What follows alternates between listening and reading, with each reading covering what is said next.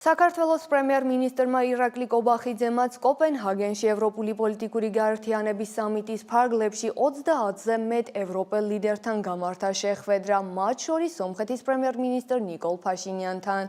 ჟურნალისტებთან საუბრისას ირაკლი კობახიძე განაცხადა, რომ შეხვედრები საქართველოს ეროვნულ ინტერესებსა და ევროკავშირთან ურთიერთობების გადახედვის აუცილებლობას ეხებოდა. კობახიძის თქმით, არაერთმა მაღალი რანგის ლიდერმა გამოთქვა მზაობა, რომ დაიწყოს დისკუსია საქართველოს ევროკავშირისკენ სწრაფვასთან დაკავშირებულ საკითხებზე, რაც მისი შეფასებით კარგი იმპულსების მომცემია.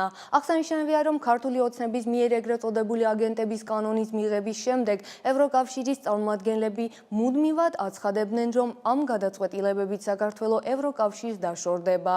ამასთან გასული წლის 28 ნოემბერს ირაკლი კობახიძემ განაცხადა, რომ მომდევნო 4 წლის განმავლობაში ქვეყანა ევროკავშირში გაწევრიანების შესახებ მოლაპარაკებების გახსნის საკითხს აღარ დააყენებდა, რასაც საზოგადოების პროტესტი მოყვა.